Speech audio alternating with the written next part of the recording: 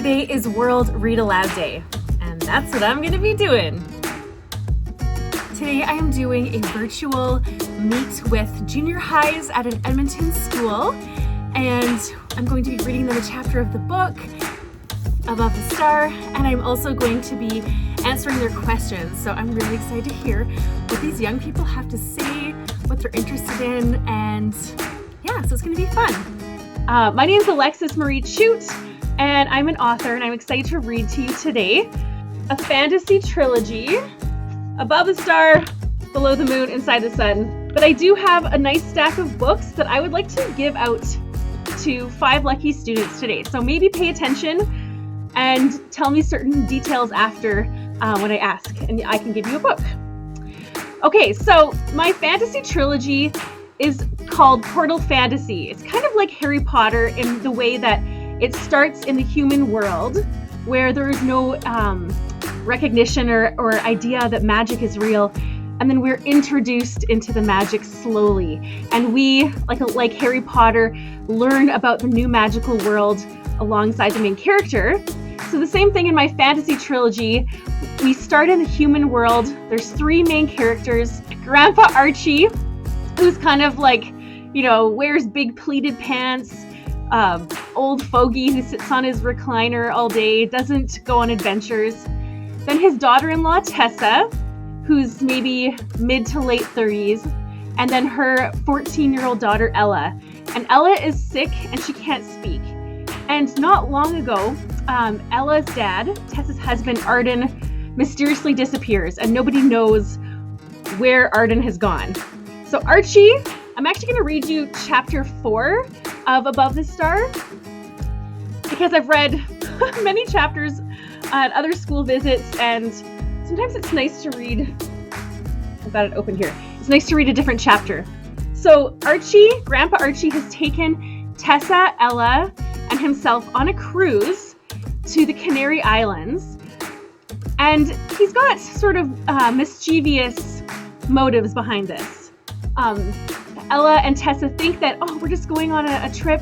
Ella is really ill and they don't know how much time they're going to have with her, so they want to spend as much time with her as they can and show her the world.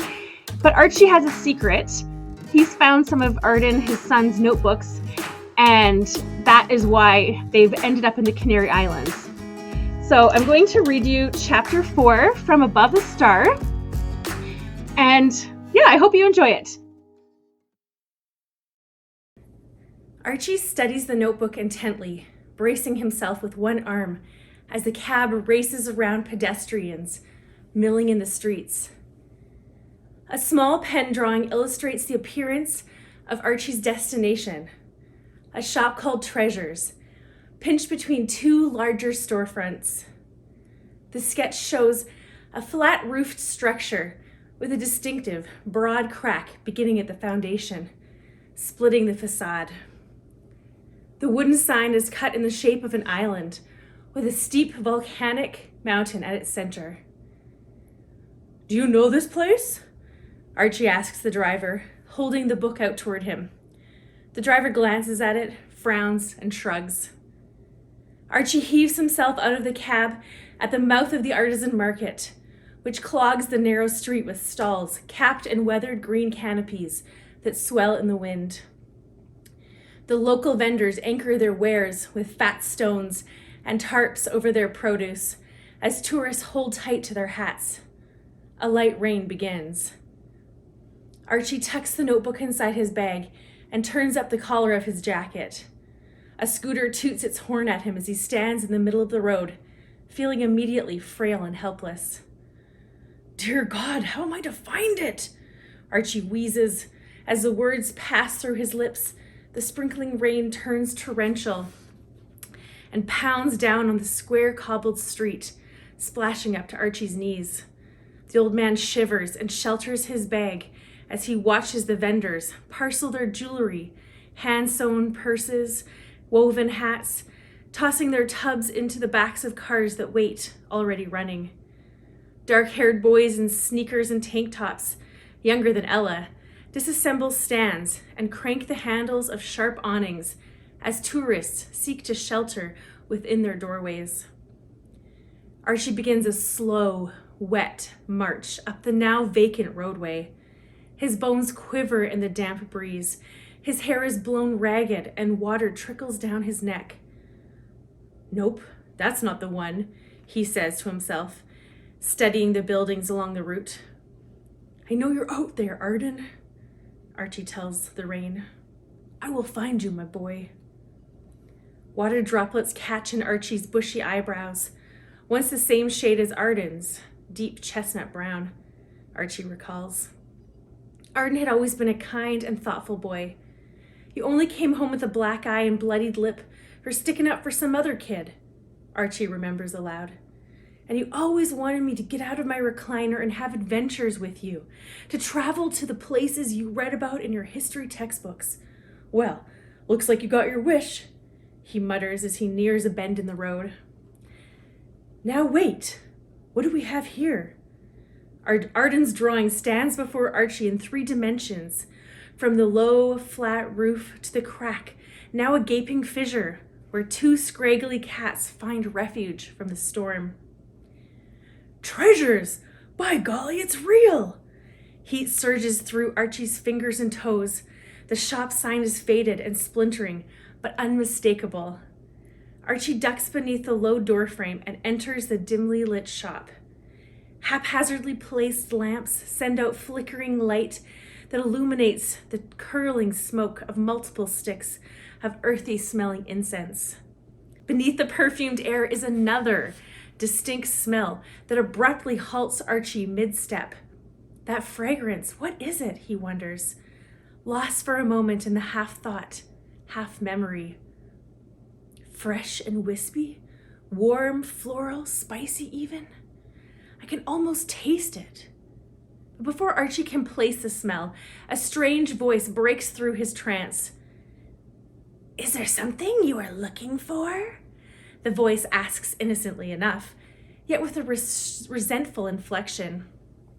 Archie's eyes, which he hadn't realized he'd closed, snap open, and he's back in the immediacy of his body, weighed down by damp clothes. "I recognize you," the voice continues. Where are you?" Archie stutters, peering around the aged cabinets and dusty displays. "I'm looking for something. Yes, something I believe you might sell." Archie weaves his way toward the back of the shop, where a child sits on a stool. He wears a camo-patterned fishing hat and rests his chin against his Adam's apple. "Your son was here." The sound comes from the boy, but is an old voice, raspy and curt. Archie's chest tightens. "Arden!" He screams in his head and nearly bursts out smiling, but his thudding heart suddenly pierces him with fear. If everything I have read is true, then that is not a boy sitting there. Archie slowly considers his words before speaking. "You remember my son?" "How could I forget?" The boy taps the glass counter he sits behind with a long, pointy, silver-white nail. The counter is lit from within, displaying oxidized metal jewelry. It highlights the boy from his collarbone to his nose, revealing sickly gray skin, but still the boy's eyes are downcast and in shadows. His black lips move, as if replaying a long-rehearsed conversation of which he is loath to speak. As the moments pass, the boy taps the glass harder and harder. "Your son came looking for something. I assume it is the same something that you are after," the boy hisses. Finally, after a tiny crack appears in the glass countertop. Archie nods. "Yes, the Telestrian," he pronounces slowly, his trembling voice a pitch higher than normal. The word is etched in his mind.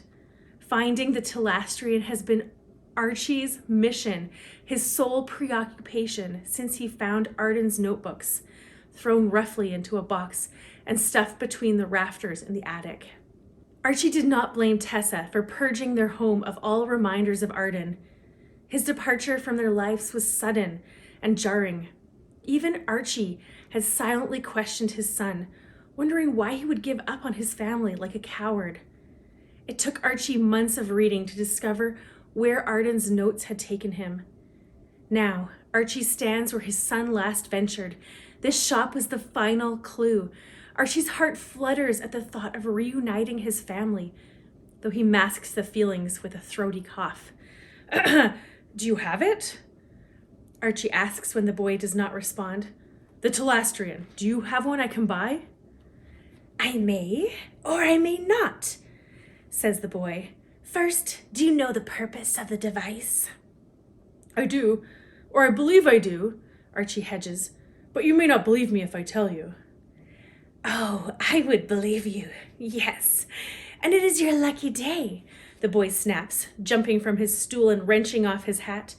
The light from beneath the cracked glass casts light on the boy's face, though he is not a boy at all.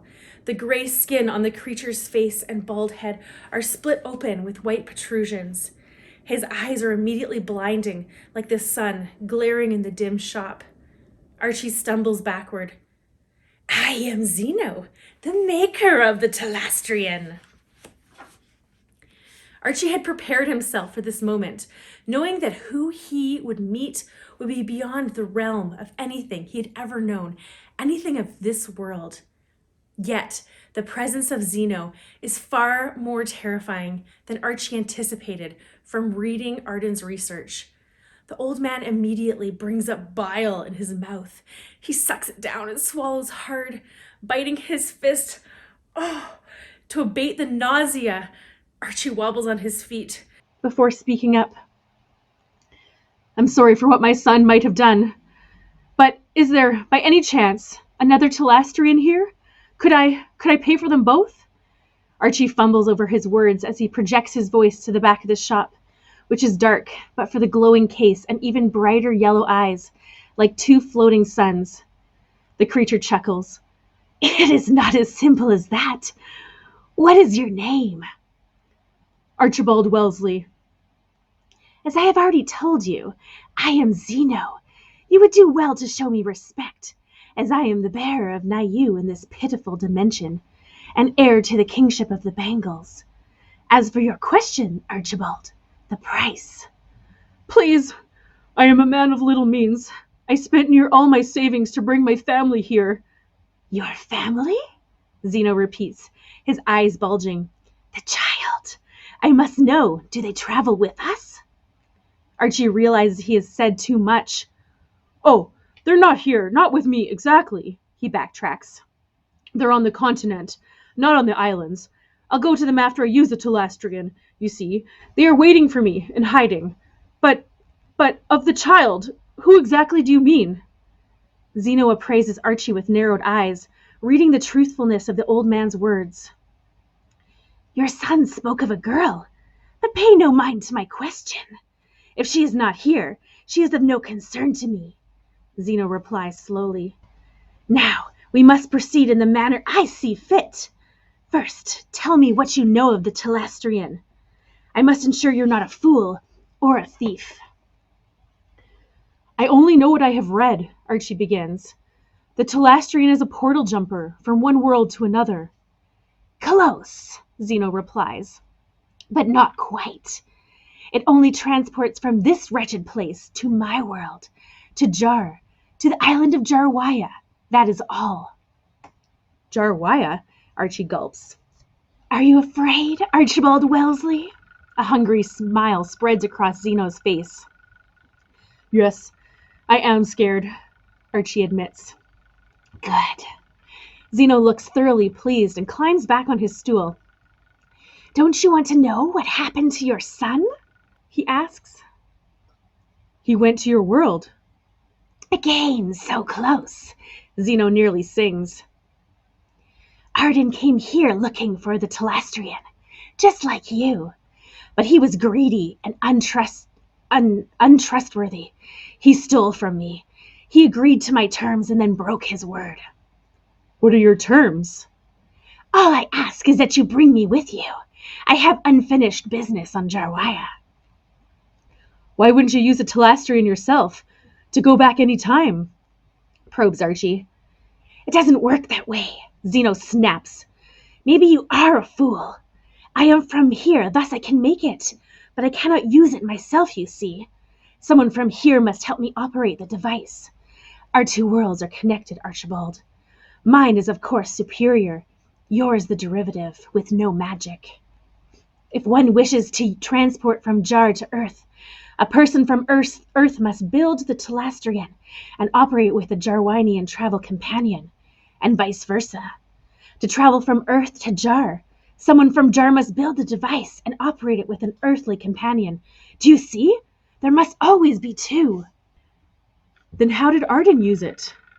He didn't. I'm confused. Arden tried, you are right, but he changed his mind about keeping his word. He soon discovered that I am much more powerful than I may appear. What did you do to him? Archie chokes out, running to the counter and smashing his fist upon it. The crack spreads. Zeno smiles and leans in closer to Archie. It is not what I did to him. It's what he did to himself. He lied to me, tried to jump portals to my dimension without my company, and thus the curse of the Telestrian transported him to ageless, immortal, torturous black, the space between worlds from which no one can return. Archie gasps, and his eyes fill with tears. He covers his mouth and falls to his knees on top of the broken vase, but there is no physical pain like the stabbing ache of finality Archie knows in his heart. He can no longer hear or see, or chooses not to. Lost in sorrow, Archie struggles to regain his breath. His blood seems to fill and pulse in his head, drowning out his ability to think. Suddenly, Zeno's voice is in Archie's ear, so close that the bangle's stench, like decaying flowers, fills Archie's nose, and the coarse hairs on the old man's skin stand erect. Your son was right, Archibald, about my world, about Jarwaya. He was right, you know. What do you mean? There is a cure for the child, your granddaughter. What was her name again? Zeno pauses. Ella? Archie's damp clothing clings to his skin and feels suddenly suffocating. He searches his mind, straining to remember if he mentioned Ella to the creature, or if, in all of Arden's notes, he had read something about a cure in this parallel world that Zeno speaks of. So many of the notes are cryptic and scrawled in Arden's messy penmanship. Archie reminds himself to look later, if I have a later. That's why he left us, Archie finally says. To find a cure for Ella. It all makes sense. Ella's tumor was growing and untreatable. All the doctors said she would die. Archie shakes his head. Sweat trickles down the side of his face. Arden was pale and reclusive, working long hours at the university, returning to the library after reading Ella books at bedtime. But I remember, the week before Arden disappeared, his spirits were up. He smiled more. He laughed from his gut. Oh yes, and he brought Ella a gift. It was a potted plant. Tessa, my daughter-in-law, was furious. He knew, Zeno interjects. You're right. Arden told Tessa that Ella wouldn't die, that he had hope. And then he was gone the next morning. His clothes were missing too, and his boots and backpack. There was not even a note, which made me wonder, maybe Arden hadn't intended to be gone as long as he was. Then the days added up. You can save her. The cure is in Jarwaya, as Arden knew, and I can take you to it. How can I know you're telling the truth? You can't. You have two choices. Leave my shop, enjoy the islands, and travel home. Your granddaughter will die in a matter of sunsets. Tessa will despise you for your son's actions, and you will die alone. Or, Zeno emphasizes the word, leaning forward with both palms on the glass. You trust me. Simple. You are near death yourself, Archibald. What do you have to lose? You have even more to gain. A healthy grandchild, a daughter in Tessa, happiness. You really only see this going one way, don't you? To me, Zeno rests back on his chair, the answer is clear. What does your intuition tell you? Archie thinks for a moment. Even though he dreamed of reuniting his family, Arden set out on an even greater mission. If Archie can trust this creature, maybe he can finish the work his son began. "How will I get back with the cure?" Archie finally asks. "Simple. Like I told you, only someone who has been displaced to a world other than their own can make a portal to return home." "But you said that person cannot also operate it." "True. I know of one of my kind, a Bengal who desires this world. Or at least I desire it for him. You two will transport back here together. Ella will be saved and all will be right." "Will we be gone long? In this world's time, I mean?" "Time in my world is fluid, water over rocks. It moves sometimes slower, often quicker. It's hard to tell. We must be off. Do you have something of your granddaughter's?" "No." Archie searches through the bottoms of his pockets, but knows he has nothing. "Why?" "I thought you would at least come with the child, as I had told your son was ideal, if not necessary. Must I always repeat myself? To locate a cure, you need the ailing one, or at least an article of her clothing, or another belonging. This possession becomes a talisman, an object which evokes the power of deep-felt emotion, an instrument of desire to succeed in bridging worlds, an aid for channeling your focus and transporting a remedy to one unable to journey to it themselves." "The ship! We must hurry to the Odyssey before Ella and Tessa return from their tour." "You said they were on the continent." "I'm so sorry, Zeno. No more lies." Although Archie wonders at the truthfulness of even these words. He also begins to question why Arden broke his promise to take Zeno with him to Jarwaya. Maybe his son knew something that he does not. "I shall retrieve the Talastrian," Zeno croaks, hopping down from his stool. As Zeno walks from the counter and through a floral back curtain, Archie studies him. Zeno is about 4 feet tall, with short, stubby legs supporting a long torso and disproportionately gangly arms.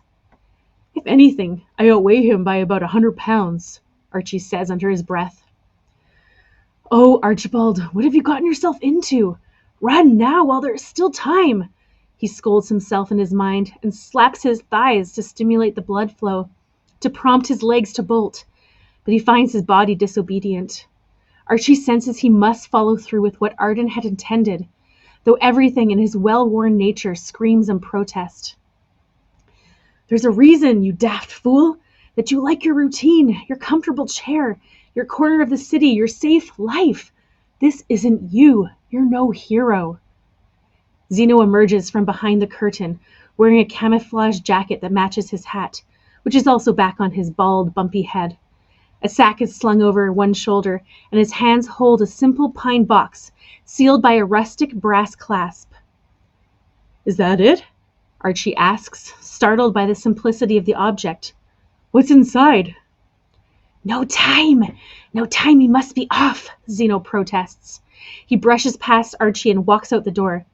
At the last moment before he disappears into the swirl of the storm, which is torn leaf from branch and chases each through the currents, Zeno turns back to stare at Archie with his radiating, buttery eyes.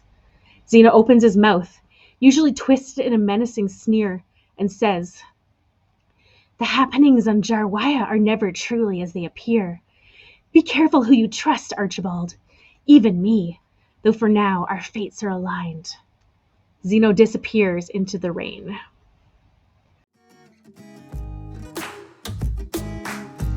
Dun dun dun! Okay, that's chapter 4. Okay, does anybody have any questions about writing or being an author?